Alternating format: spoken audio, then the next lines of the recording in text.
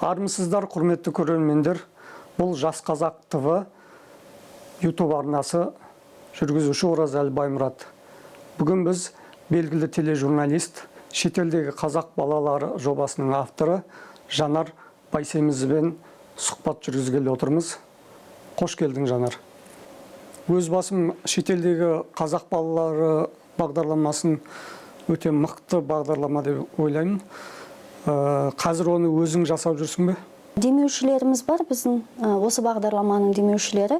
Бағдарламаның соңында титрда беріледі, Ламтадзе мен Ким. Хайп деген қазір сәнді сөз ғой.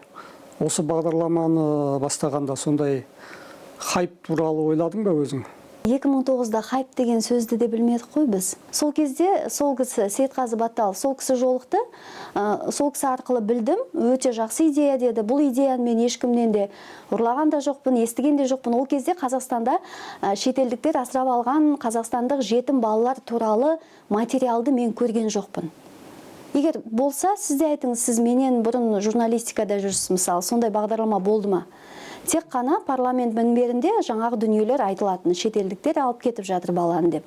Бірақ ол балалар қалай өмір сүреді, оларды кім алып кетті деген дүниелер жоқ болатын. Сол кезде менде сол балаларды барып, көріп, соны халыққа көрсетсем деген ой болды. Бірақ мен о кезде бір үлкен миссия арқалап жүр екем деген нәрселер түсінген жоқпын, сезінген жоқпын, енді жас болдым ғой. Сөйтіп, осы дүниені арқалап келе жатырмын. Одан кейін барып мен сериялық репортаж жасағым келді, бірнеше сериядан тұратын. Өйткені маған оған дейін ашылмаған ақпараттар ашылды, құпия сақталған ақпарат. Ал мынаған не дейсің? Осы бағдарламаны жұрт қазақ балаларын шетелдіктердің асырап алуын насихаттау деп жатады. Әркім әртүрлі пікір айтады ғой, қанша адам бар, сонша пікір. Енді ол адамдар бағдарламаны көріп, не болмаса қандай да бір нәрсені оқып, өзінше пікір түйеді. Мысалы, қазір мен бір нәрсені сізге ақпараттың нақтылығын айтып жатсам да, бір адам оны өзінің өмірлік тәжірибесіне сәйкес, өзінің сана сезімнің деңгейіне сәйкес қабылдайды да, сонда өзіндік пікір қалыптастырады. Бұл бағдарлама шетелдіктердің Қазақстаннан бала асырап алуына жол ашты деген дүниеміз оны насихаттамайды. Бұл бағдарлама нені насихаттайды? Енді оны мен бүкіл жерде, тіпті әлеуметтік желіде, өз парақшамда, берген подкасттарда барлық жағынан айттым. Сол кезде, әркімде әртүрлі ой болды. Бұл жаңағы шетелге біздің балалар кете беру керек па, жағдайлары жақсы екен деген сияқты. Менің өзімнің журналист ретінде ғана емес, адам ретінде жүрегім ауырды. Сондай қазақ балаларының өзге елге кеткеніне. Енді ол кезде түсінігім де басқаша болды. Мен ол кезде тіл туралы айттым, дін туралы айттым. Бірақ 10 жылдан кейінгі бағдарламада бұл мүлдем бөлек көзқараста болғанда басқаша түсірілген дүние. Бұл бағдарламаның мақсаты қазіргі уақытта еліміздің ішінде бала асырап алу мәдениетін қалыптастыру, насихаттау. Және сол кездері Қазақстанның экономикалық жағдайы, әлеуметтік жағдайы, рухани жағдайы, саяси жағдайы, жан-жақты жағдайы қандай болғанын осы шетелде қазақ балаларынан көруге болады. Өйткені көпшілік айтады, жоғары мінбердегі адамдар, ол кезде экономикалық жағдайымыз қиын болды, сондықтан да Қазақстан шетелдіктерге бала беруге, сол жетім балалар болмасын деген мақсатта солай мәжбүр болды дейді. Түрлі дүниелер бар, бірақ шетелде қазақ балалары жобасы сол шетелге бала кете берсін деген дүниені насихаттамайды. Бірақ қазіргі уақытта енді ол кеткен бала кетті. Біз енді оның негатив жағын айта бермеуіміз керекті. Біз енді содан қандай сабақ аламыз? Біз қай жерде қателік жібердік, қай жерде олқылықтар болды, нені дұрыс істемедік, қандай заң жүйесін реттеуіміз керек? Жалпы бұл дүниемен кім айналысу керек? 18 жасқа толғанға дейін қазақстандық балалар, Қазақстан азаматы болып табылса, оларды кім реттеу керек, қадағалау керек өмірін? Мысалы, қазір біресе бұрын білім және ғылым министрлігі балалардың құқығын қорғау комитеті жауап беретін, қазір енді оқу ағарту министрлігі болды, қателеспесем. Оқу ағарту министрлігі, балалардың құқығын қорғау комитеті, сол министрлік, сыртқы істер министрлігіне жаба салады, жауапкершілік тарта салады. Ал сыртқы істер министрлігі жалпы шетелдіктердің бала асырап алу ісін оған ешқандай жауап бермейді. Олар тек сол жаққа балалар кеткен кезде, консулдық есепке тұрған кезде сол балалардың өміріне қадағалау жүргізеді. Және ол жақтағы балалар, мысалы, мекен жайын ауыстырған жағдайда ата-аналар қайтадан жаңа адрестерін бермеуі мүмкін. Сол жағдайда балалар жоғалып кетуі мүмкін. Не болмаса, тағы да басқа дүниелер болуы мүмкін. Сондықтан бұны осы егер біз Қазақстан халықаралық осы бала асырап алу ісіне біз әлі де араласа береміз, біз шетелдік азаматтарға бала беру тоқтатпаймыз десе, онда бір арнайы мемлекет тарапынан бір орган болу керек па, үйім болу керек па, сол балаларды шынымен қадағалайтын. Өйткені, мысалы, дипломаттарға ол жұмыс артылады, консулдардың одан басқа қаншама жауапкершілігі бар, мысалы. Әр баланың үйіне барып қадағалау деген ол мүмкін емес. Өйткені қаншама бала бар. Оның үстіне шетелде жеке өмірге араласпау деген дүние бар, мысалы. Олар бала 18-ге толғанша есепті жіберіп отырады. Ал бұрынғы уақыттағы халықаралық агенттіктердің көпшілігі қазір жабылып қалған, не болмаса олар Қазақстанда тіркелмеген. Сол арада, мысалы, ата-аналардың балалар туралы жіберген есептері біз жаққа жетпей қалуы мүмкін. Сондай олқылықтар өте көп. Шетелдіктер асырап алған қазақ балаларының жайын өткенде Сенат депутаты Дархан Қыдырәлі көтерді. Бірақ оны Сыртқы істер министрлігі, оның деректерін Сыртқы істер министрлігі теріске шығарды. Осыған өзің не дейсің? Дархан Қыдырәлінің депутаттық сауалындағы сол қазақстандық жетім балаларға шетелдіктер асырап алған азаматтық беру деген мәселені көтерді. Ол дүниені мен шетелде қазақ балалары жобасында айтқамын. Өйткені біздің көптеген балалар біздің азаматтық сақталса деген өтініш білдірген. Осы 10 жылдан кейін Европадан сүріп келген кезде, қазір енді барлығы 18-ге толып кетті ғой. Біздің азаматтығымыз сақталса деген өтініш білдірген. Сол жағы маған ұнайды. Егер біздің үкімет соны қолдаса, жақсы болатын еді ол балалар үшін. Өйткені олар Қазақстанда дүние келді, кіндік қаны қазақ жерінде тамған, бірақ өзге елде өсті, менталитеті, болмысы барлығы басқа, бірақ олар осы Қазақстаннан екенін біледі. Бәрібір оларға Қазақстан ыстық. Сондықтан олардың көпшілігі Қазақстан азаматтығын сақтап қалады. Сол дүние ұнады. Содан кейін барып шетелдіктер асырап алған балалардың туған туыстарын, әке-шешелерін тауып беруге байланысты айтқан дүниесін қолдаймын. Өйткені ол да бізге өте қажет. Мысалы, қаншама балалар өздерінің туған ата-аналарын таба алмай жүр, іздеп жүр. Кейбіреулері, мысалы, ата-аналары агент жалдайды, әдейі адам жалдайды, сол адам іздейді деген сияқты. Және тағы да бір мәселе, мен өткенде өзімнің жеке парақшамда да сол мәселені айтқанмын. Менің қосатыным, осы жақта қандай да бір жағдайда баласынан бас тартуға мәжбүр болған, қалдырып кетуге мәжбүр болған әйелдер балаларын іздеп жатыр. Ер адамдар балаларын іздеп жатыр. Соларға да табуға бір көмек болса, ол үшін бұл дүниемен кәдімгі біраз адам айналысу керек. Өйткені бұл оңай шаруа емес. Өйткені базаға, мысалы, доступ жоқ. Ол бала асырап алу ісі ол құпия сақталады. Тек қана бала 18-ге толғанда, кәмелеттік жасқа толғанда оның құқығы бар жаңа құпияны ашуға. Бірақ олар да өзінің құқығын білмейді. Мысалы, осы жолы болды Испаниядағы бір баламыз өзінің әке-шешесін іздеп жатыр. Сөйтіп біздің бас консулдыққа келіп, Барселонадағы сол жерде консулымыздан көмек сұрады. Ол кісі жолдарын айтты. Сөйтіп Қазақстанға хат жазды. Осы бала асырап алу ісіндегі құпия ақпаратты ашуға байланысты. Сол кезде Қазақстан тарапы тағы да айтты, асырап алған анасының да рұқсаты керек деп. Бірақ бала 18-ге толғаннан кейін ол енді өз өміріне өз жауапты ғой. Сөйтіп қазір анасынан да рұқсат алып қайтадан Қазақстанға хат жіберген. Әлі шешілген жоқ қой деймін ол мәселе. Осындай жағдайлар болады. Ал көпшілігі өз бетімен іздейді, әлеуметтік желіден іздейді, мысалы. Әсіресе осы пандемия кезінде балалардың көпшілігі өзінің туған туыстарын, ата-аналарын іздеген.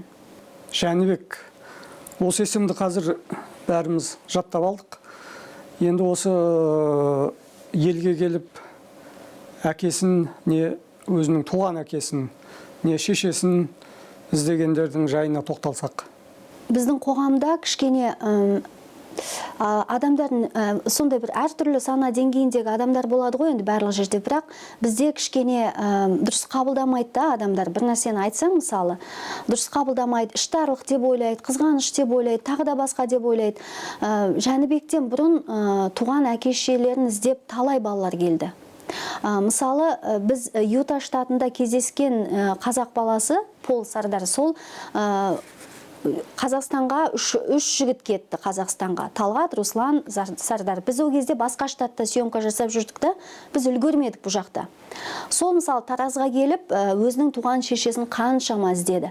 Жергілікті жердегі журналистер сол туралы ақпарат берді ғой деймін, бірақ та басқа бірде-бір журналист, канал, телеарналар ештеңе айтқан жоқ. Мен көрген жоқпын. Оның барлығын резонанстық деңгейге көтеретін халық қой енді, журналистер, ақпарат агенттіктері, YouTube каналдар, әлеуметтік желі деген сияқты.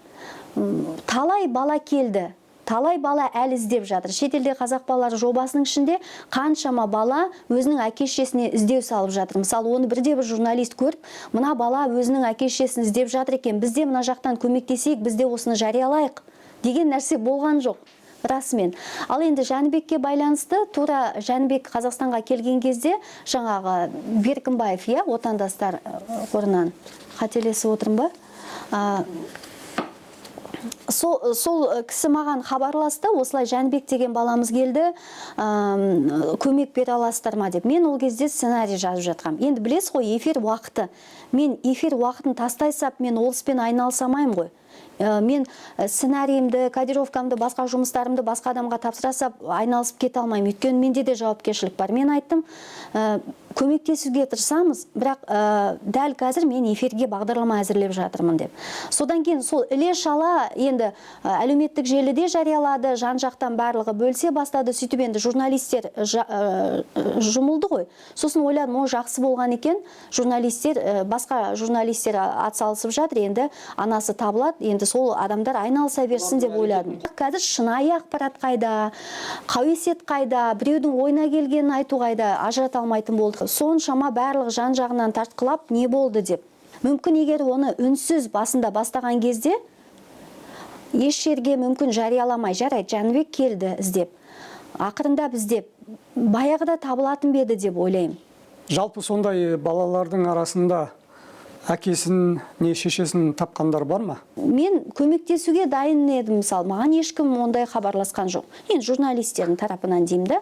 Енді қазір Қазақ радиосы қолын алды ғой, ресми өкілі болып Қымбат Досжан енді аяғына дейін жеткізіп, Жәнібектің туған анасы табылса екен деймін, мен оған тілектеспін. Бірақ адамдар қазір оны мүлдем басқа қырынан көріп жатқан сияқты.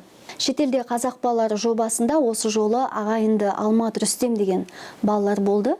Әлі кәмелеттік жасқа толған жоқ, сол балалардың туған шешесі табылды. Енді өте көп. Туғандарын тапқан, әкешелерін тапқан, сондай дүниелер.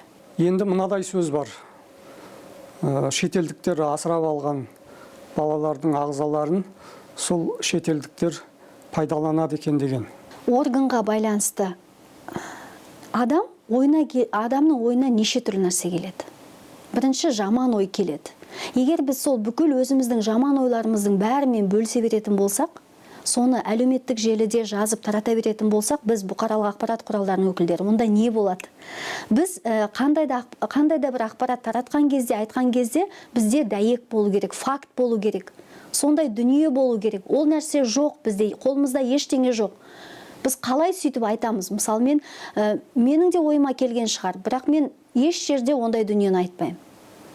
Егер ол донор болған жағдайдың өзінде, мына мұхиттан асып Қазақстанға келіп шығындалып, балаларды асырап алып, әкеткен жеңіл ма, жоқ әлде ана кедей далада қаңғып жүрген, жұмысқа жегіліп жатқан балаларды ұрлап әкеткен тиімді ма? Мысалы, өзіңіз білесіз ғой, халықаралық деңгейде донор жаңа адамның ағзасын саудалау деген дүние бар. Бірақ ол бізде қазір ол ашылып тұрған жоқ, бізде дәйек жоқ. Сонау Қазақстанға келіп алып кеткенше, олар ана жақын жердегі мемлекеттерден бар балаларды ұрлап әкете салма, мен көпшілігі сондай дүниелер ғой мысалы. Сондықтан мен де дәйек болмай, факт болмай, ондай дүниені айта алмаймын, бөлісе алмаймын, және ондайға аузым да бармайды. Осы бағдарламаны қызығушылықпен жасаймын дедің. Енді сол соншама балалардың тағдырын жүректен қалай өткізесің? Менің етім үйрене бастады 2009-дан бері. 2009 жылы ең алғаш өте қатты қиын болған. Мен сол кезде сол балаларды түсіруге бара жатсам да, барсам да, шынымен қазақ баласын кездестірем деген ой болған жоқ, білмеймін, сенген жоқпын. Сол кезде алғаш рет алдымнан бір Арайлым деген қыз шыққан, кішкентай қыз, сондай енді ғана жүре бастапты. Сол кезде бүйтіп тоқтап қалған есімде, бүйтіп шынымен ақ бар екен ғой біздің балалар деген. Енді одан кейін қаншама баланы көрдім, көзің үйрене бастайды, бірақ әрине қиын, әрқайсында әртүрлі хикая. Әрқайсында әртүрлі жағдай, әрқайсында әртүрлі дүние. Оның барлығын халықтың жүрегіне жеткізу үшін өзіңнің де жүрегіңнен өткізу керек. Бірақ енді ол жерде сен журналист екеніңді білесің, жауапкершілігің бар, енді жылап еңіреп отырмайсың ғой. Әрине көзіңе жас келеді, өзіңіз де білесіз ғой. Мүмкін басқа адамдар түсінбеуі мүмкін, мысалы журналист соның барлығын қалай істейді деген дүниені.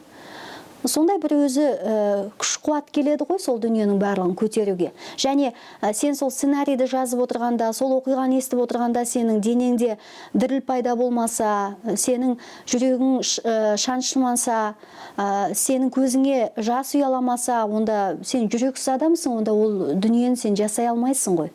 Онда сол сіз айтқандай хайп үшін жасау деген дүние туады. Атақ үшін, даңқ үшін, шетелді көру үшін деген сияқты дүниелер.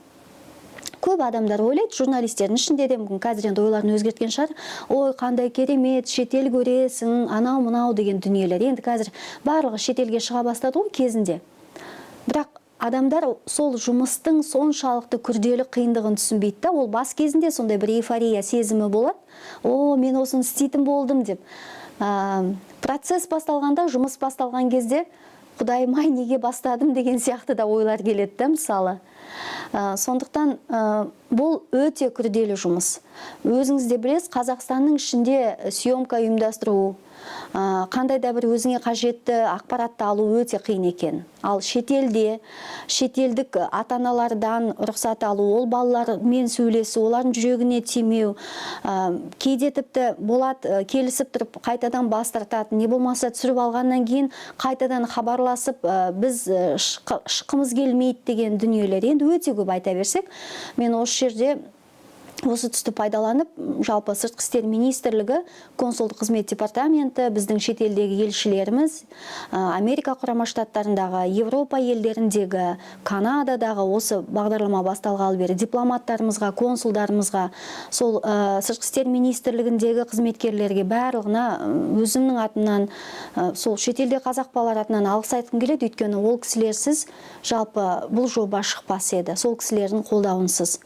Дипломаттардың. Сондықтан сол кісілерге мен шын айтсам ризамын. Қалай бізге, маған мысалы, не керек барлығын айтып, түсіндіріп, ашып берген.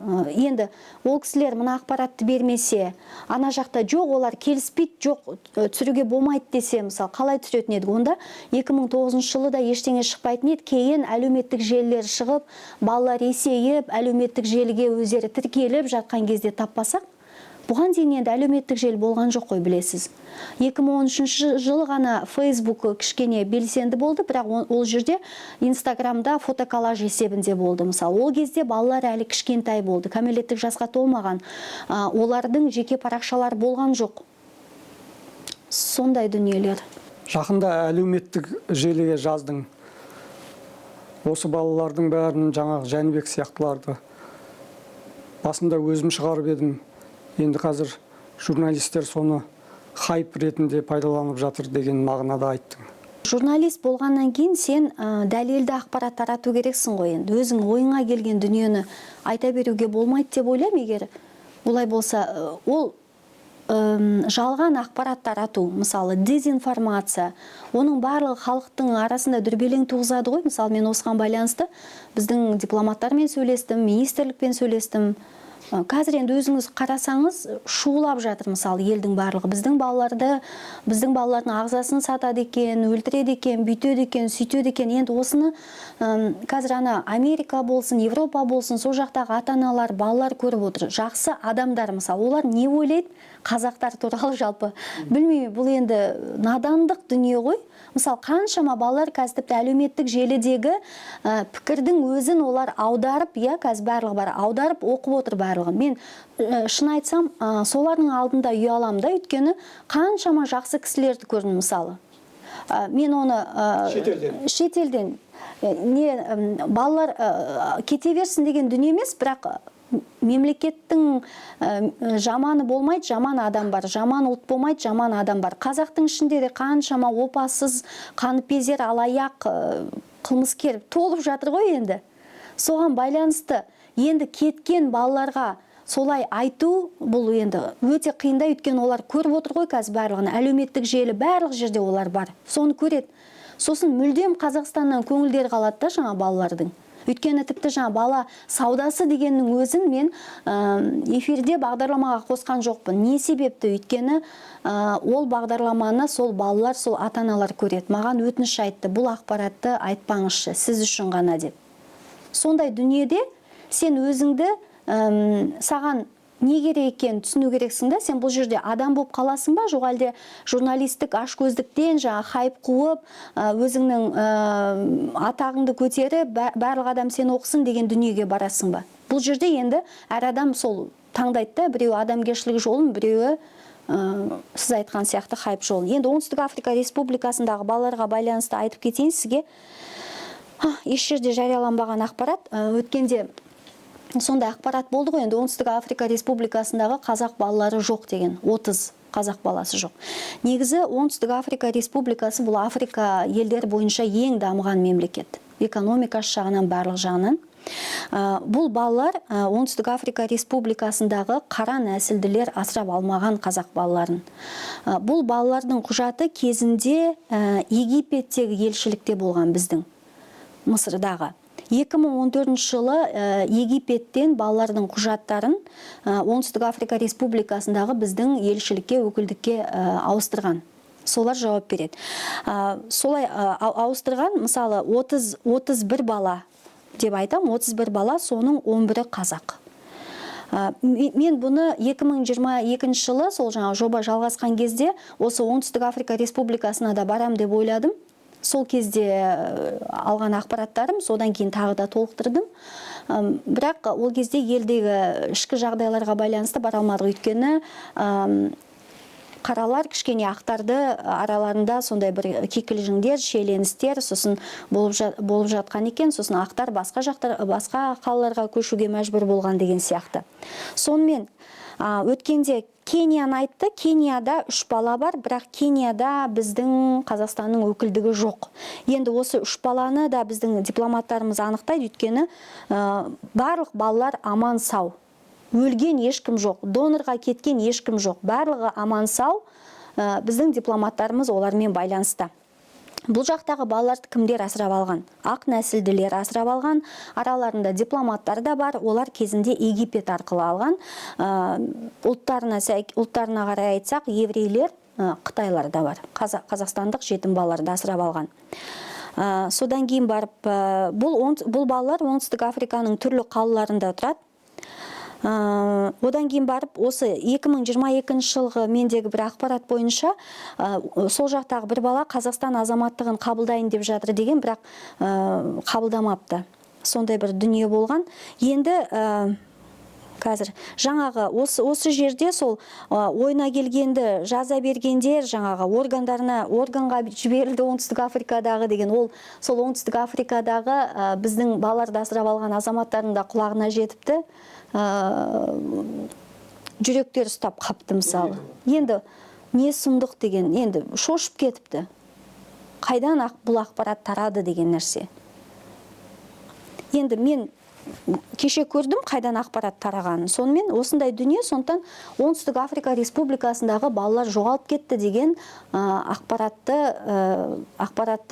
сенаторымыз Дархан Қыдырәлі қайдан алғанын мен білмеймін, шын айтсам. Сыртқы істер министрлігінің де ресми өкілінде сөзін бұрмалап жіберген сияқты. Өйткені Оңтүстік Африка Республикасында консулдық есепте біздің балалар тіркеліп тұр. Құрметті көрермен, бұл Жас Қазақ ТВ YouTube арнасы. Бүгін біз белгілі тележурналист, шетелдегі қазақ балалары бағдарламасының авторы әрі жүргізушісі Жанар Бәйсемізбен сұхбат жүргіздік. Сұхбатты жүргізген Оразалы Баймұрат. Келесіде кездескенше сау болыңыздар.